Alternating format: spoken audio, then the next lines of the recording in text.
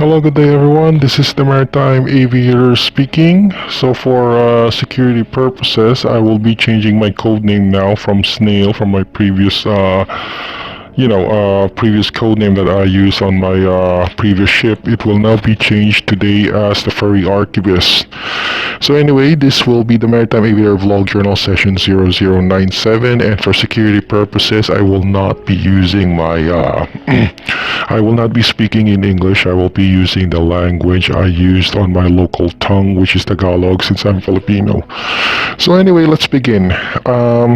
Yun nga, definitely yung bagong employer ko ngayon is met with disappointment, and the main reason is ito rin ang dahilan kung bakit sinasabi ko na sa aking blog journals dati na parang medyo masama ang pakiramdam ko sa pag-accept ng contract dito sa employer na to, and it turns out tama nga ang suspicion ko. Of course, yung aking employer o yung aking bagong principal ngayon did not reveal yung employment details ko. Hindi ko lang nalaman siya, and I only found out 5 minutes na nakaupo ako dito sa barkong ito na ang trabaho pala ng OS dito ay hindi talaga OS, at technically ang OS dito is OS lang sa papel. Ang trabaho ko ngayon technically is AB, so kasama-sama ako sa kagagwardya, which is not very, to be honest, hindi favorable sa akin kasi ang in-applyan ko talagang position dito is OS. So isipin mo, bakit ko tatrabahuin yung bagay na hindi naman talaga ako binabayaran? So think about it. So isipin mo, ang sahod ko, ang trabaho ko is parang trabahong AB, pero ang sinasahod na binibigay sa akin is yung sahod na pang OS. So bakit pa ako nagtatrabaho bilang OS kung trabaho ko naman is AB? At ibig ko sabihin, kung kaya ko naman trabaho nyo, bakit mo ko sinasahura ng OS? At kung yun ang ginagawa ko as an AB, ano silbi ng mga talagang ABs dito? So yeah, just to simply cut it short, yung contract na na-receive ko ngayon is very deceptive and predatory na binigay ng aking employer dito sa principal na to. And given na gwardya-gwardya ako, this also effectively nullifies and destroys yung tinatawag nating Saturdays and Sundays ko. Sa madaling salita, ang trabaho ko dito is walang pahinga from Sundays to Saturdays. So 7 days a week ako na may trabaho, and hindi maganda yon, to be honest. Kahit sinong empleyado yon or employee mo, kung pagtatrabahuin mo is araw-araw, wala kang day off, parang medyo sabihin na natin medyo violating sa MLC na kailangan nire-require may 1 day off ang tao. Anyway, barko to, ganyan ang sitwasyon talaga sa pagbabarko. Kadalasan ang rules sa pagbabarko ay hindi fair. Now, I am saying this as part ng experience ko sa pagbabarko, and kaya nga nagbablog ako din ngayon. So obviously for security reasons, nakaganito ako at naka-cosplay ako. Kasi obviously lahat ng mga sinasabi ko is definitely maaaring sabihin na natin kahit totoo, definitely may marami pa rin sa mga Pilipino or sa mga tao out there sa social media ang mababutthurt sa mga sinasabi ko. Ito'y totoo, pero marami pa rin talagang butthurt sa mga katotohanan. Now anyway, going back, yung employer ko ngayon is not very good. Well, I mean, kilala na siya sa maritime industry, pero yung mga policies na ginagawa niya is masasabi nating hindi komportable para sa isang seafarer na empleyado. Like I said, una sa sinabi ko yung sahod.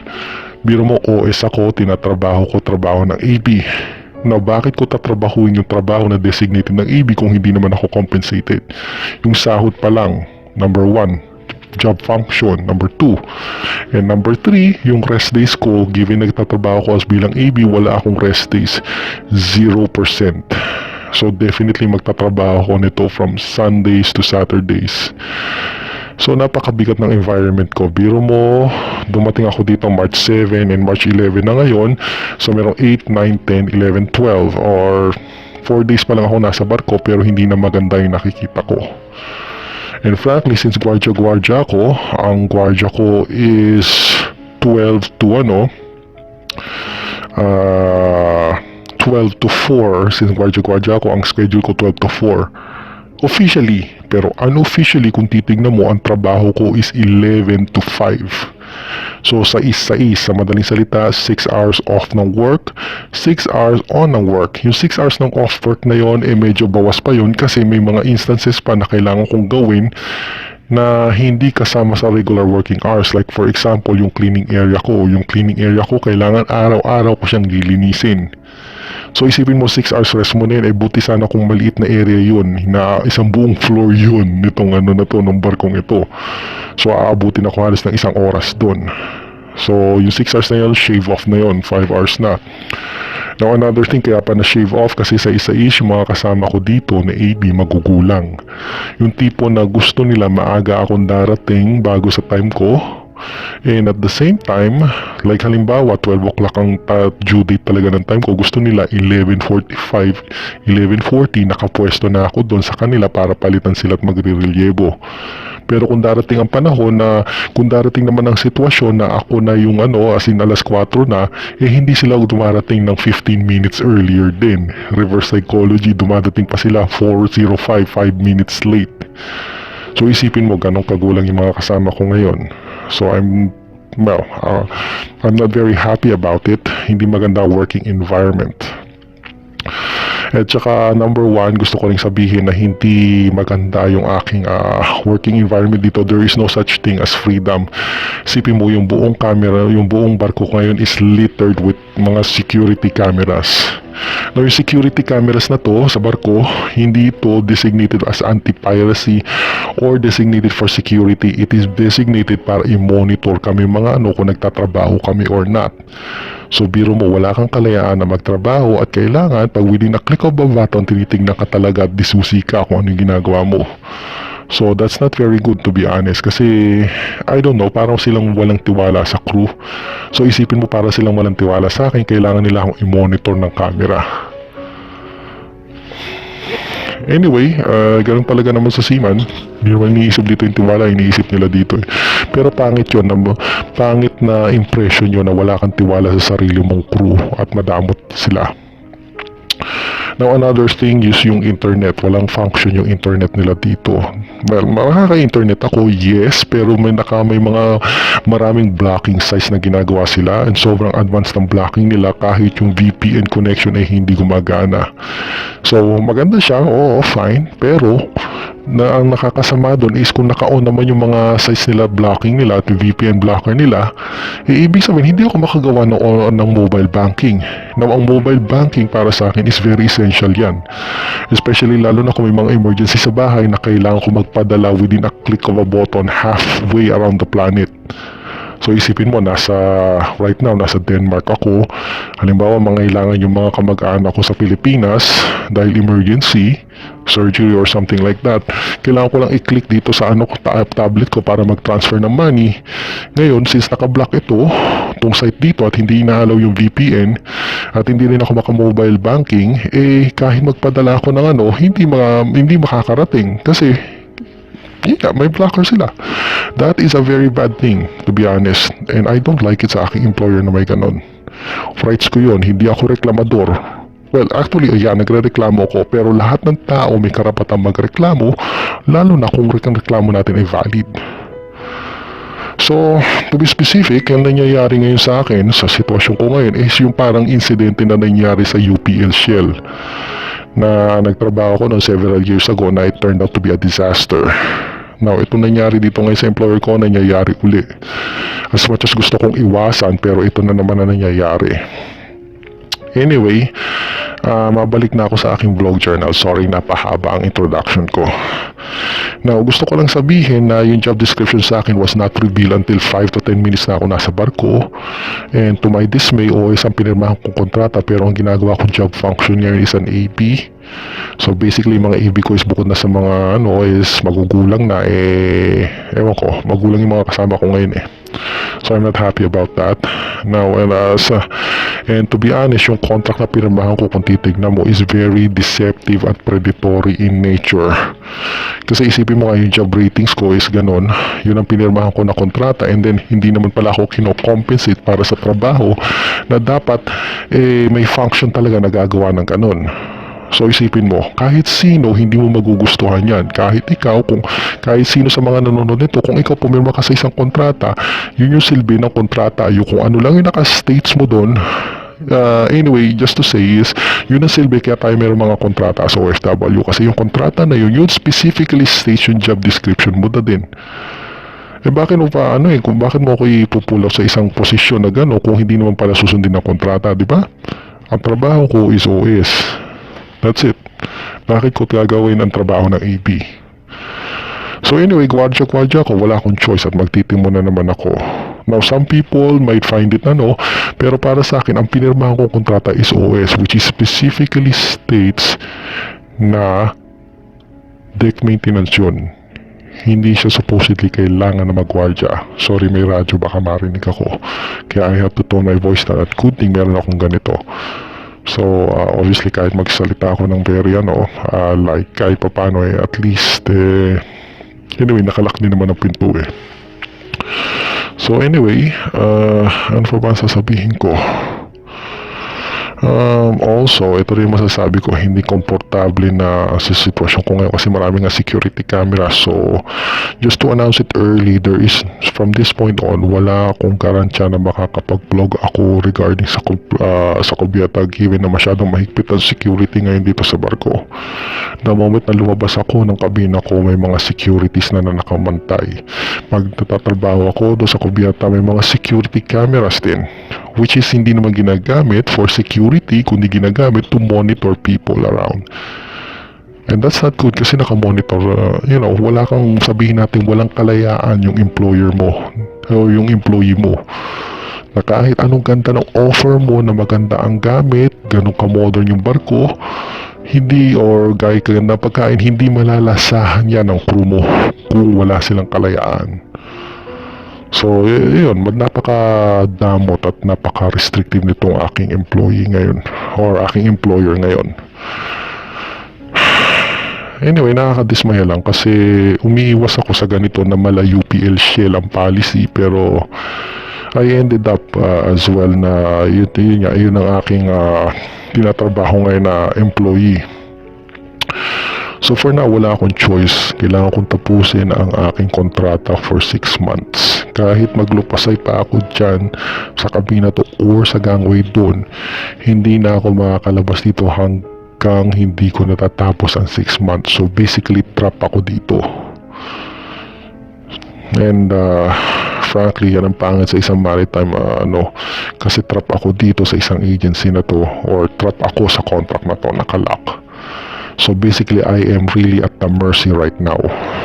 And frankly speaking, nakita nyo naman yung mga last vlogs ko sa kabilang barko. Malayong malayo yung expression ko. And yun nga. Yeah, nga pala, nasabi ko na rin pala sa iyo na ang trabaho dito officially since gwardiya ako ay 4-4 officially. Pero unofficially kung titignan mo ang trabaho ko dito is 6-6. And napakahirap na magtrabaho ng 6-6 araw-araw, Sundays to Saturdays. Definitely wala akong day off dito. And I don't know, I'm not compensated enough para sa sahod na ito. So, kita mo yung mga dati kong employer, yung isa, sahod ko, $1,268. And day work lang ako, permanently day work ako. Dito ano ba to, 1,100 lang. Tapos gwardiya ka. OS ka pero ang trabaho mo is trabahong AB. And ang AB sumasahod dyan, at least 1,400 ngayon, di ba? So isipin mo, $1,400 tapos ako 1,100. So $300, at least 15,000 pesos ang kinukuriputan nila sa aking salary. And to top it off, mag-isa lang ako dito. Ewan ko kung bakit. Usually naman kasi sa mga barko talaga na tanker, dalawa dapat ng OS typically, pero dito mag-isa lang ako. So ewan ko bakit napakatamad nila na magdagdag lang ng isang tao. Siguro nagkukuripot sila para magpasahod pa ng isa pang crew member para dalawa kami. Anyway, policy yan, that's not mine to take. Pero masasabi ko lang, it's very unfair and predatory at the deceptionist ang kontrata na to. So sa mga seaman na nakakapanood nitong vlog ko, I advise you kung ma-encounter nyo itong hindi, okay naman yung employer ko in the most cases, pero itong principal na ito, i-avoid nyo to at all cost kasi hindi magiging patas ang regulations nyo, lugi kayo and very unfair. So yun nga. To be honest, nagdadalawang isip pa ako ng dati kung aalis ako sa company ito eh. Pero from what happened sa akin, right now parang nag-galvanize ako na tama ang desisyon ko, dapat na umalis dito. But anyway, for now, wala akong magagawa kasi pumirma na ako ng kontrata. I am stuck here for 6 months. After 6 months, boom, pwede na akong gawin kung ano ang gusto kong gawin. Pero right now, wala akong magagawa kundi stuck ako na gawin ng trabaho na hindi dapat sa akin. Yun nga, nag-galvanize lang ako. Nung una, nagdadalawang isip ako na baka mali ako, naging harsh ako sa decisions ko. Pero ngayon, yung confirmation na nangyari sa ngayon, sa experience ko sa principal, it only confirms na tama talaga yung decision ko. Na hindi na dapat ako pumirma. Anyway, for now, yun ang sitwasyon ko. Wala akong pahinga. And, yung internet nila dito is, like I said, hindi maganda kasi may app blocker, hindi ako maka-mobile banking, hindi ko mapanood yung gusto kong dapat mapanood. Isipin mo, internet na nga lang kaligayahan ng crew, hindi pa nila maibigay 100%. Ano ba naman yung papanoorin mo yung tao ng YouTube, di ba? Bagay kasi bandwidth ang bayad eh, pero kung nag-i-spend kayo ng crew welfare, I think you should put it number 1 ang crew welfare. Pero anyway, ayoko na magsalita sa ganyan. I just want to keep it professional kasi konti na lang din ang rest hours ko. It's almost 8 o'clock na ngayon and nagkamali pa ako ng recording ko ng una. Ng 1 oras ako nagdadadakdak, hindi pala naka-on yung record button. So, yun nga, hindi maganda sa akin. Now, like I said, ang sitwasyon ko ngayon ay parang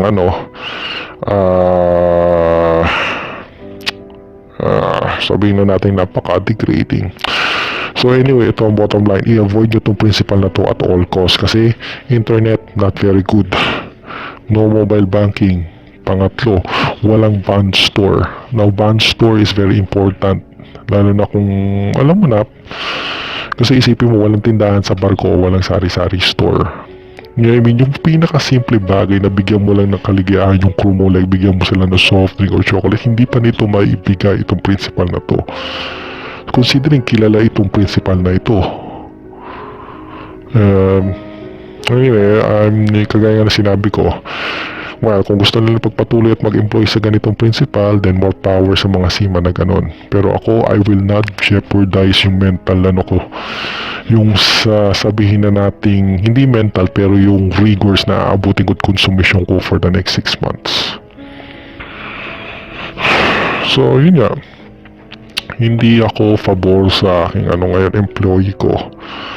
And frankly, I'm not exactly sure kung anong gagawin right now because yun nga, isipin mo yung job functions ko is an OS, specifically tech maintenance.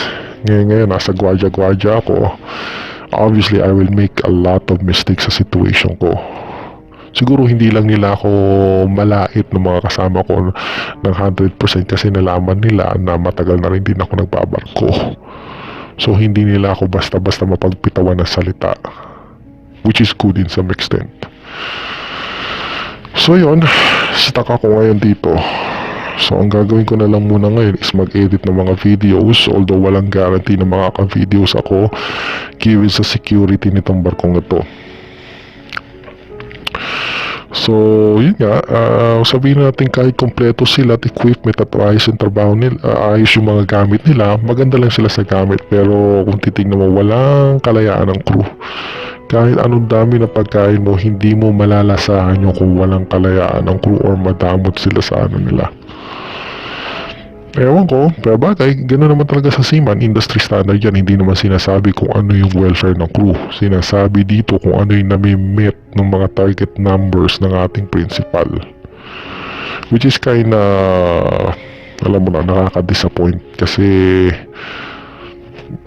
I expected a lot na deck maintenance ako at maganda ang sahod, pero it turns out mababa na ang sahod, hindi pa ako dagdag job functions pa. So sa madaling salita, lugi ang seaman dito. Anyway, just to show you the demo, I'm just gonna plug yung camera. So sa nakikita nyo, ito yung sistema ng namin sa parang centralized, pero display lang yan, walang gumagana. So pipindot ako, say ito Hunter X, kung ano man yan. Pipindutin ko okay, season 1, nakikita nyo, di ba? So pipindot ako episode 1, wala, hindi gumagana. So ibig sabihin walang silbi yung entertainment onboard system nila, parang i-text lang. So yun nga, management should take a look on that. So ano pa ba? So far, ito ang itsura ng aking mga gamit. So maliit lang ang kabina ko. It's just only roughly a few meters lang. And yun nga. Anyway, by the time na lumabas naman to is at least a year na ang lumipas. So hindi na naman siguro nila madidetect yan ng mababackground check Kasi well, it's already a year. Kung sino man ang makapanood nito, tapos na yung nangyari at nasa baba na ako ng Pilipinas. So, nakababa na ako ng Pilipinas. At pag nakababa na ako ng Pilipinas, malaya ako magsalita kung ano ang gusto kong sabihin. Now, ngayon, masasabi ko sa employer ko na to. So anyway, let's take a look naman sa ating sa workplace ko. Now, for your information, naka-costume ako just for my protection. So ito ang itsura ng workplace ko ngayon. Since nasa Denmark kami at pa winter time, so nakikita nyo na puro pa yellow lahat. Or at least na na yung yellow na wawala na. So ayun yung kasama ko kung kikita mo. So sobrang tinambakan nilang trabaho yung tao dito na walang pahinga, 24 hours na. And frankly, kung titingnan mo, it's almost 8:30 or 8 o'clock na. 8 o'clock na ng gabi, pero may mga nagtatrabaho pa. Well, actually sa pagsisima naman talaga, gwardya-gwardya yan. So sila gwardya. Pero isipin mo, nakagwardya ka na nga ng 4 na oras or 8 hours a day. Officially, hindi pa kasama doon yung unofficial work. Yung work na tipong pinilit lang sa'yo ng boss mo. Noon, Mikey, sa akin nga 4-4, pero ang nangyayari sa trabahong ginagawa ko ngayon is 6-6. And frankly, hindi ko alam kung paano ako magre-rest ngayon kasi it's already 8 o'clock. Bawas na ang aking 8 hours. And kung titignan mo nga, yung sitwasyon ko, dahil sa is ang trabaho natin, sa is, very rare akong nakahiga sa kama ko. As in, well, actually, sa loob pa nga ng 4 na araw, 5 araw, hindi pa nga ako halos nakakahiga ng matino sa aking kama. Dahil sa sobrang pinupugpog nila. Kaya kita mo yung kama ko, nakatambak lang yung mga damit. So, hindi ako makahiga ng maayos kasi yung oras na itutulog ko ay kinakain pa ng trabaho nila. So, sa madaling salita, don't expect any mercy sa mga ganitong klaseng employee. Nakakaasar lang kasi kung anong ganda ng aking employer nung makaraang kontrata ko, siya naman pangit ng aking employer ngayon or principal ng employer ko ngayon. So anyway, I guess yun na muna ang ko. Ilalagay ko na lang sa blog entry ko ngayon because it's really late. Kailangan ko na rin magpahinga and kaya dapat ko pag i-edit to. So I'll keep updated naman sa sitwasyon ko kung anong nangyari and hopefully makasurvive ako ng 6 months nang hindi nagkakaroon ng problema o nasisira ang aking employer records. And I swear to God, ito ang una at huli na sasakay ako sa barkong ito. Hindi na ito mauulit ever again. I would rather stay sa VLCC na barko na kung saan nire-respeto yung workdays ko at may day off pa ako, plus mataas-taas pa yung sahod ko. So anyway, yun na lang muna. This is the Furry Archivist logging out on my blog journal session. So hopefully, I'll update you soon on my next vlog journal session. So bye-bye for now.